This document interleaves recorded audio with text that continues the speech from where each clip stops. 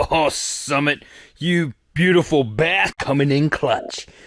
Ooh.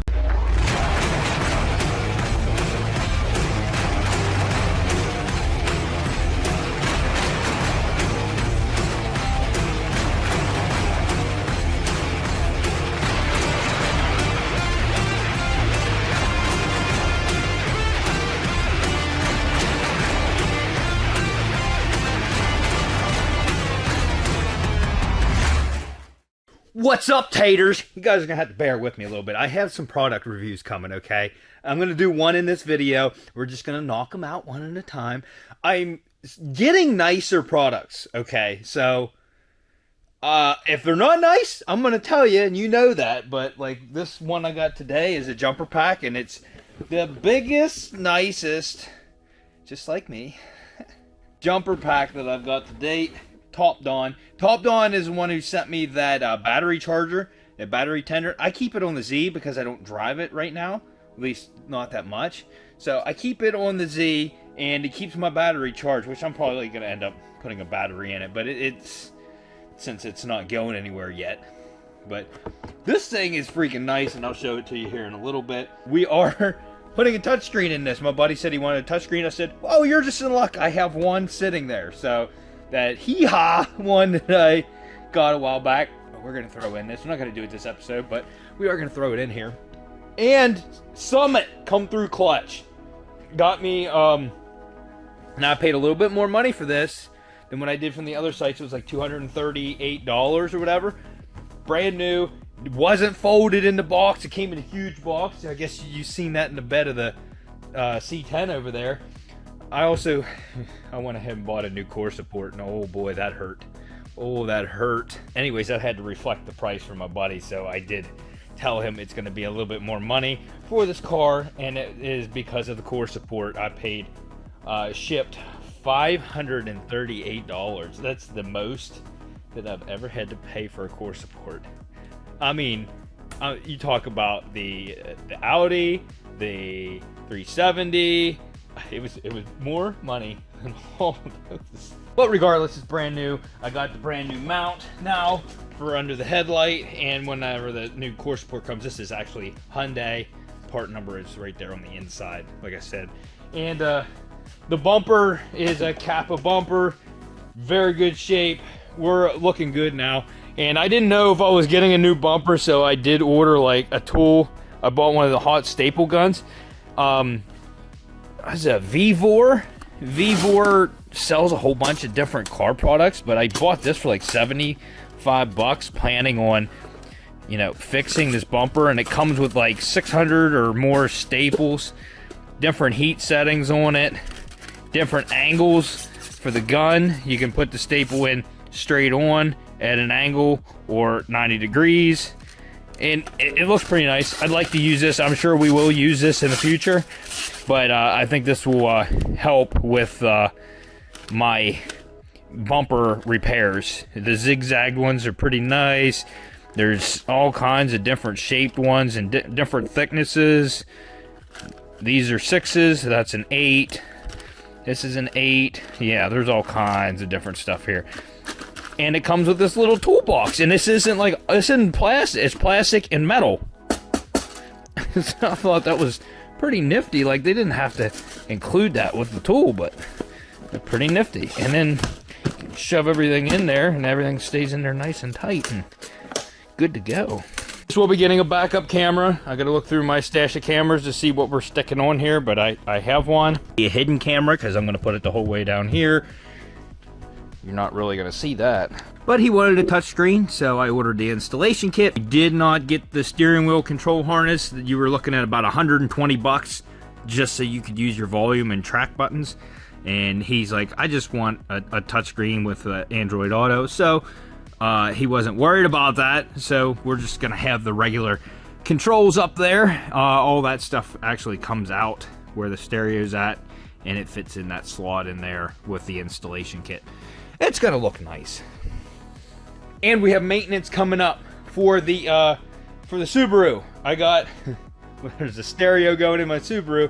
Got a 9-inch screen for it because looking, I'm still even worried then. It was 7, 8, 9, or 10 inch. This is a different company I've never went through before. They look decent, so I'm going with a 9 inch because I think the 10 inch was going to cover my vents, and I like to have AC blowing in my face when it's hot out. I didn't want my vents covered up, so we're gonna work with that. We'll customize it, get it in there somehow. I don't think it's gonna happen before my vacation, but we got a bunch of maintenance to do. I'm waiting on my radiator hoses. They're supposed to be here maybe tomorrow, and we're gonna do the water pump, oil change, check the tires. We're gonna go all over it. Stuff you want to do when you plan on going on a road trip and you want to make sure your vehicle's all good to go. The Subaru's been doing wonderful, just so you guys know. I've put not quite 1,000 miles on, probably about 800 miles on it. Not a hitch, no heating problems, no coolant problems. My coolant level did drop a little bit. Now I contacted my buddy contacted me that bought the last Subaru off me. His also dropped a little bit. Now when it comes to the coolant bleed procedure on those, they're a little bit finicky. There's a lot of different steps you're supposed to do with running different RPMs and having the heat on and a whole bunch of combination of things to bleed the system.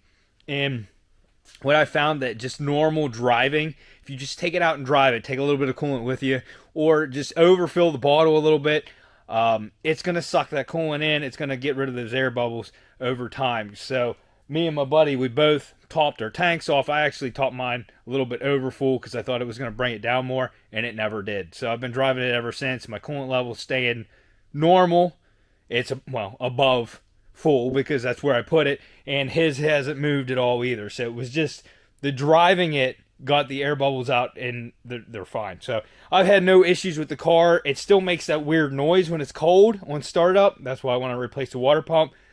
Also could be something in the timing chain area, but I don't know what would make that weird noise like that. It sounds like power steering whine. Anyways, I've talked enough.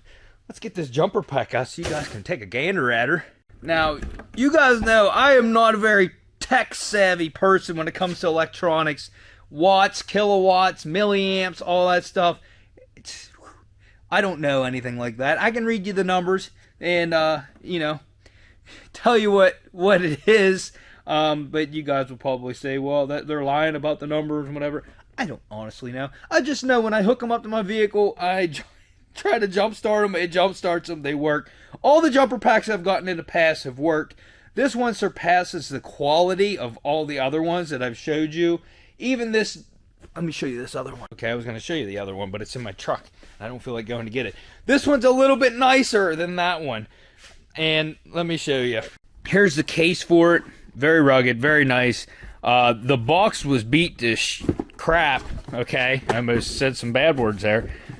As you can see, this box has went through some rolls and tumbles and other boxes on the way here. It was pretty beat up, and everything looked brand new inside because this case is very nice and padded. And here are the jumper cables.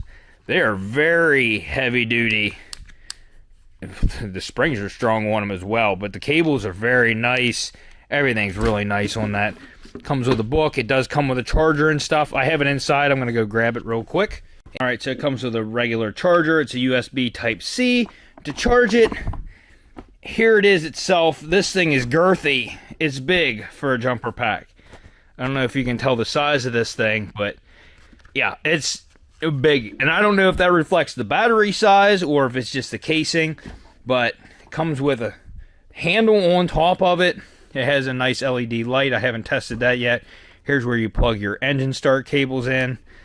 On the bottom, this is where your charger port is, and then there's one output, a USB output there. And then on top, you have a DC out and another USB output on this side.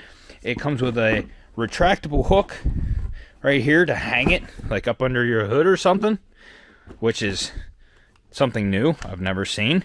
And it also has like a tripod stand on it. So you can flip that out.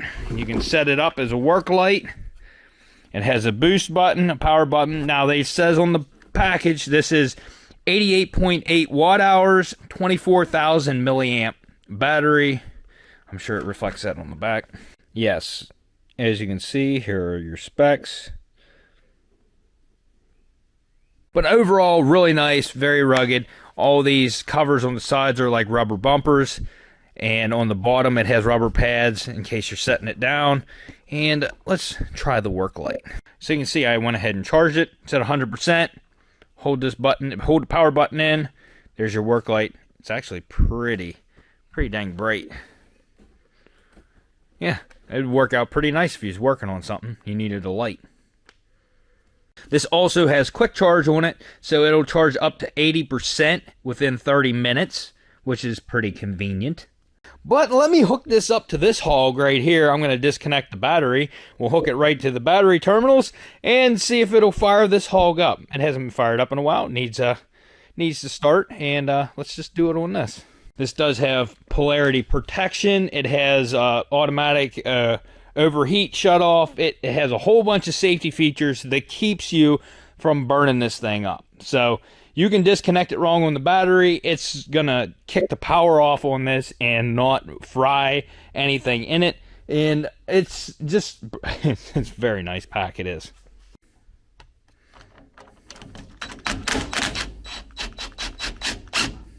Alright, so you can see I hooked it to the negative there. Positive's disconnected, have it on here. We're gonna turn this thing on. We're gonna hold the boost button until it kicks the relay. You hear it? Kicked it. Now let's try to start it.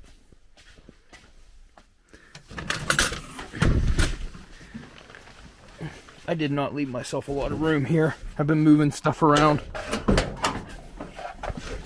Oh my. Come on, baby. This thing's cold.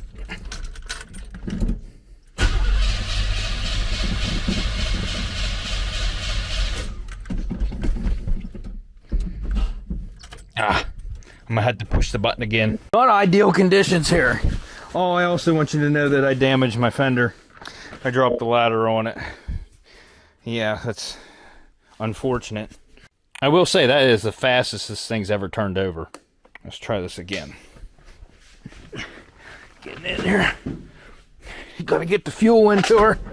We're gonna get her fumey in here just in time to work on stuff. There it was.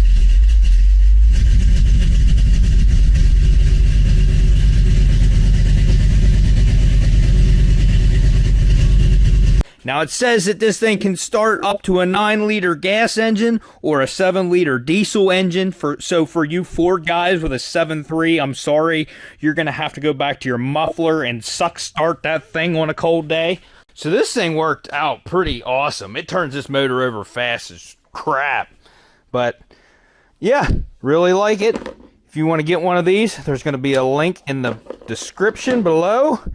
Get yourself the old JS3000 from Topdon. Tell them Todd sent ya. Now back to your regular scheduled programming. Alright, so after messing with the bolts on this fender, I got it into what I would consider an acceptable tolerance here to get this fixed. Down here, we're at perfect level right there. We're perfect level right here. I can see that this door has been painted before. Really good job on the paint, though. They did a phenomenal job on this, actually.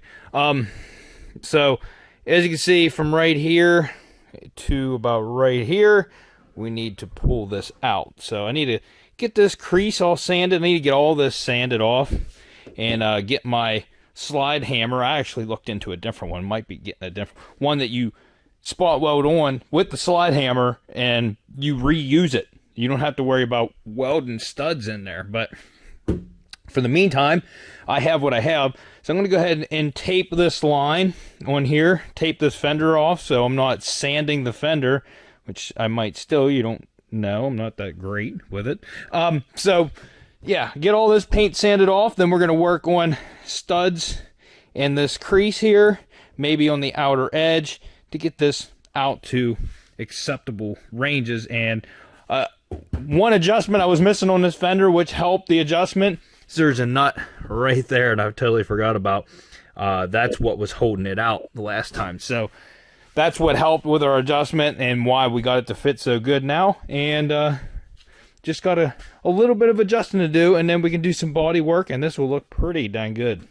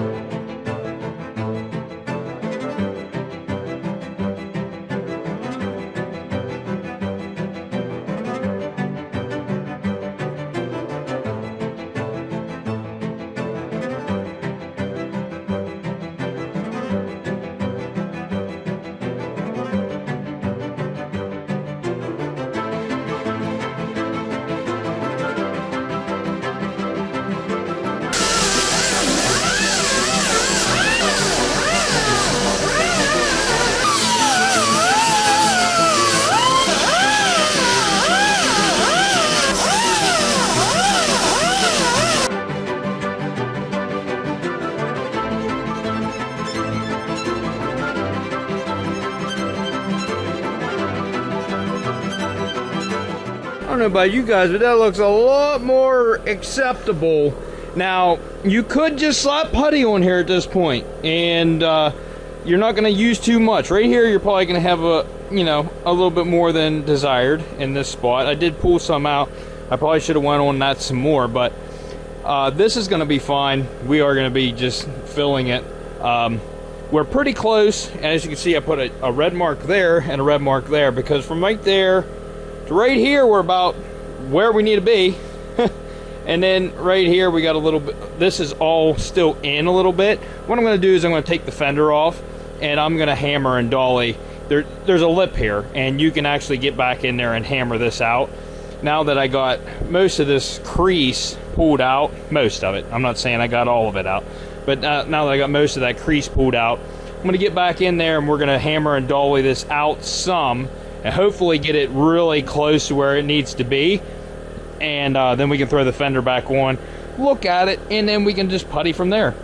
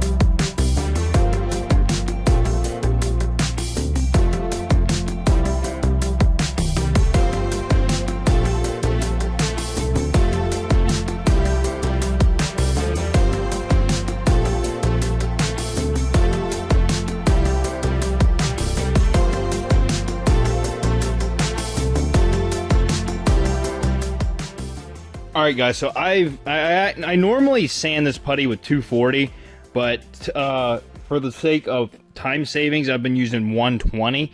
I have a little bit more to do. I got a pit right here, and I got like a couple areas down here I want to hit, and I got another pit down here. This transition's really smooth. Can't feel the difference here.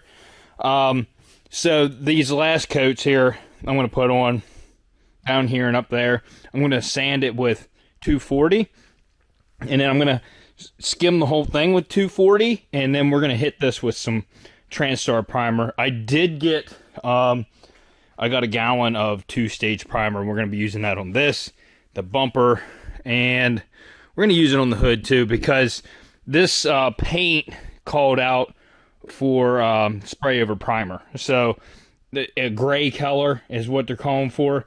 So I'm just going to spray these with 2K primer. We're going to have to sand everything, but it'll at least have a gray base. Just spray the silver over. This whole door is going to get sprayed, although this paint job is really good. And the whole thing's going to get sprayed and re-cleared. And I do have a new clear gun now. I don't know if I have it in my cabinet. No, I do not. Look at this. Look at this. It's not a good look for me. Anyways, I'm going to video this last coat and sanding, and then some primer, and then I'll get back to you guys.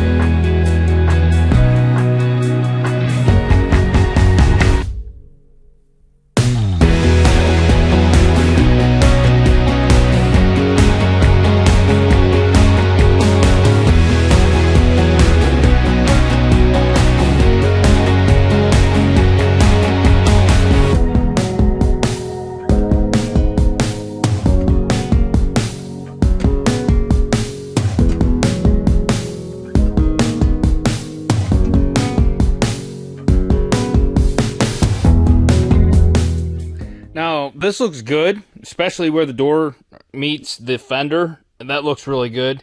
Where it doesn't look good is this line. I didn't follow that correctly. It looks like I drop right here. So I think I'm going to go ahead and put some more effort into making that nice and straight like I wanted to. But yeah, I can see that my transition kind of drops, and it should have followed across, right across to here and then up there. So I'm probably going to be doing some more putty work. Oh, this is body work.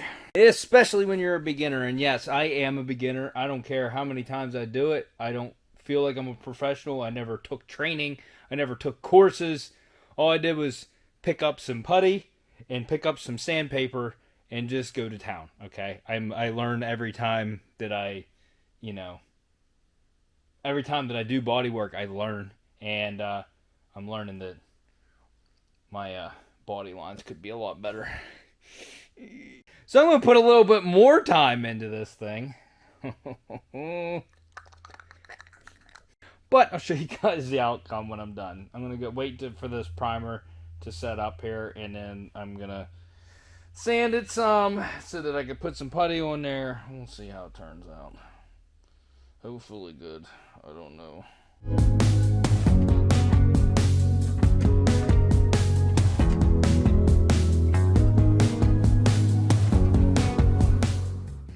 Now, I still think it could be a little bit better, but I'm just being critical of myself. I think it looks a lot better now. The line follows through. And when it comes to these vehicles, like my buddy wants this because he needs it to drive to work. So it's kind of on a time restraint here. I need to get this thing finished. So it's like, how much time do you spend on something like this? Like I've spent, let me guess. Hold on a second here. So I spent...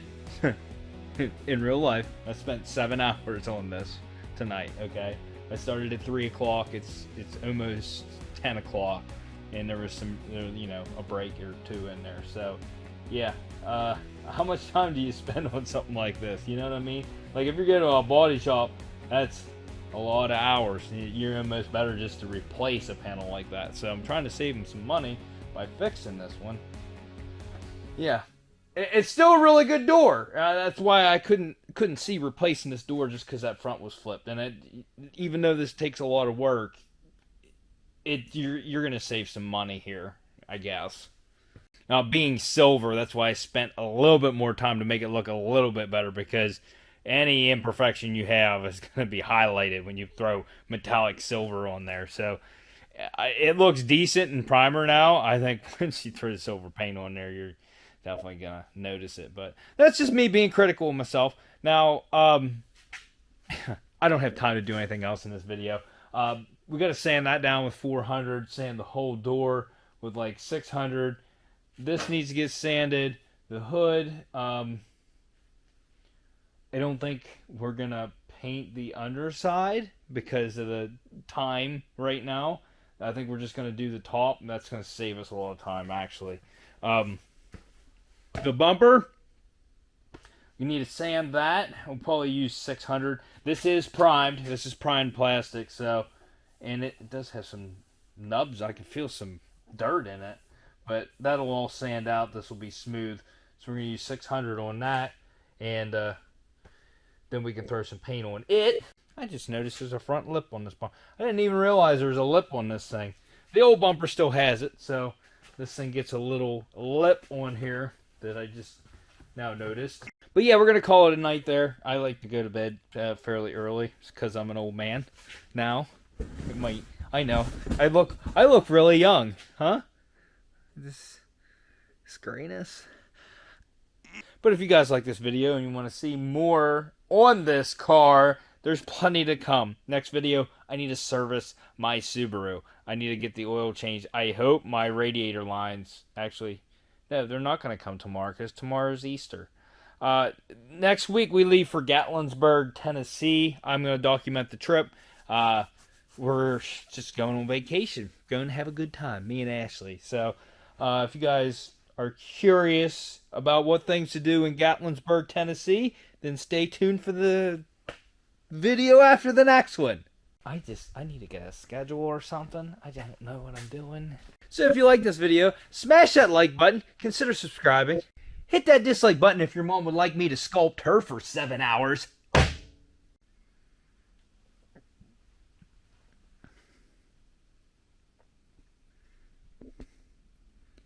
we'll see you on the next episode of Alright.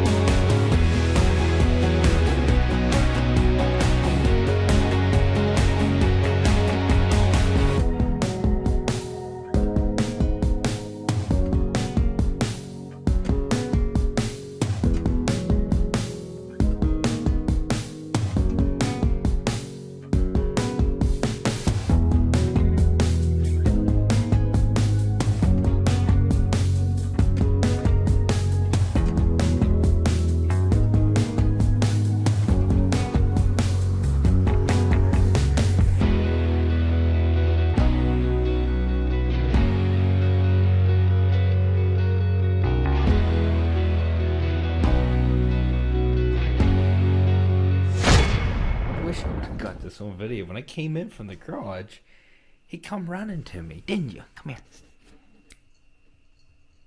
He came running to the door to see me. Did you miss me? Huh? You did? Hold on a minute. Look, she's rolling for you. She's so excited. You so excited for Daddy?